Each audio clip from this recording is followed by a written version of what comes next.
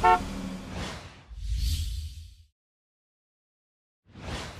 BMW X5 has always been a good choice for people after a sporty SUV.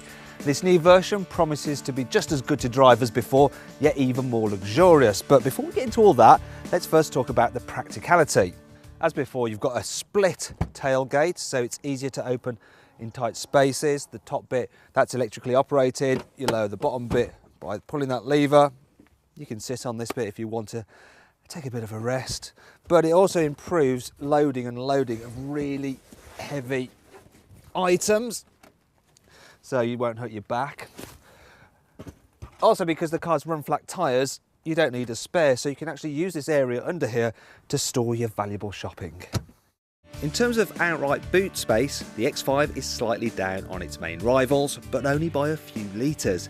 But when you fold the three-way splittable seats down flat, its total volume is actually bigger than many rivals. So you lose some, you win some.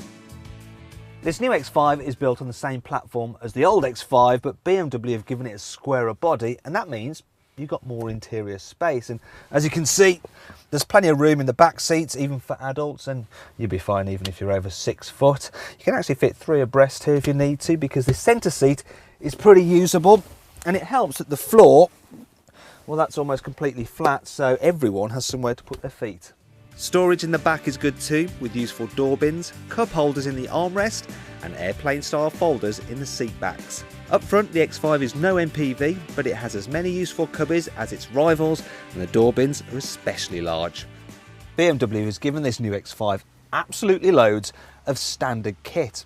All models get the excellent 8-speed automatic gearbox, leather seats, which, yeah, believe me, they're very comfortable. You've also got Bluetooth for your mobile phone, there's DAB digital radio, there's iPod connectivity, there's a 20 gig hard drive for all your music, you get climate control, cruise control, there's parking sensors, there's xenon headlamps, and also a special SOS system which will automatically call the emergency services if you have an accident. The professional sat-nav with high-definition 10-inch display is standard across the range too. And it's now even easier to use, as you can input destinations at the swipe of your finger using the new iDrive's touch-sensitive pad.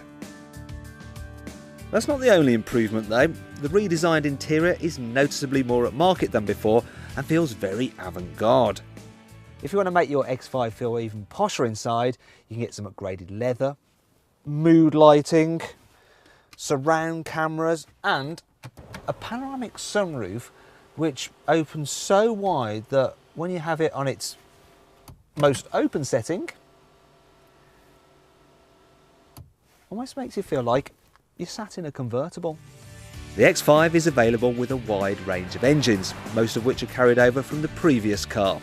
There's a 4.4 litre turbo V8 that can sprint to 60 miles an hour in just 5 seconds. But the tri-turbo 3 litre diesel in this M50D is pretty much as quick, yet can return 42 miles per gallon. However, if it's economy you're after, you're going to want the new 4-cylinder diesel in the 25D model.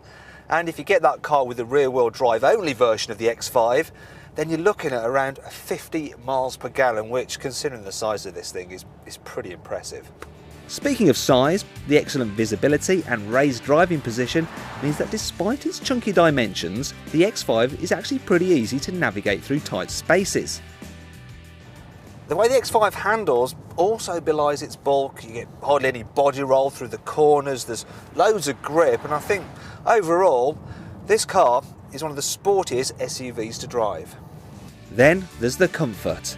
It's improved over the previous model, though you will want the adaptive suspension, which is standard on M Sport models, if you want the car to be as comfy as it can be.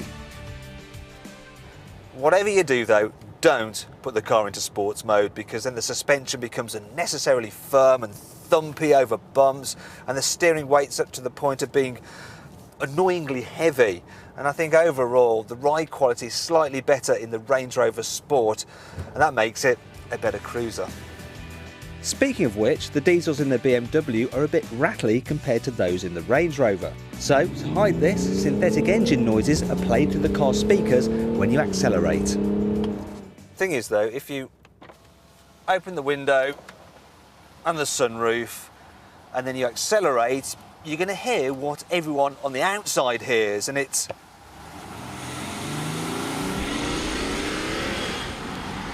Well, there you go. It's that familiar diesel clatter, so just shut everything up and drive along in denial.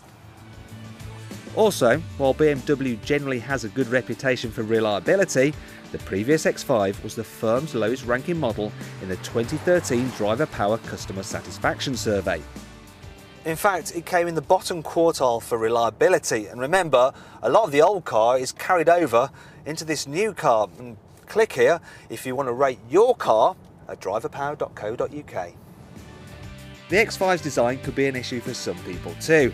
Personally, I'm not a fan of the way it looks, and that's why I didn't bother to clean it for this video. Sorry. Finally, there's the fact that the X5 isn't exactly the best 4x4 off-road, but it's a great all-rounder on-road, and let's face it, that's where pretty much everyone who buys this kind of SUV is going to be using it. But is it the right car for you? Well, before you decide, you should check out our reviews of its key rivals, the Mercedes ML here, and down here for the Range Rover Sport. And don't forget to click on our logo to subscribe to the Car Buyer YouTube channel.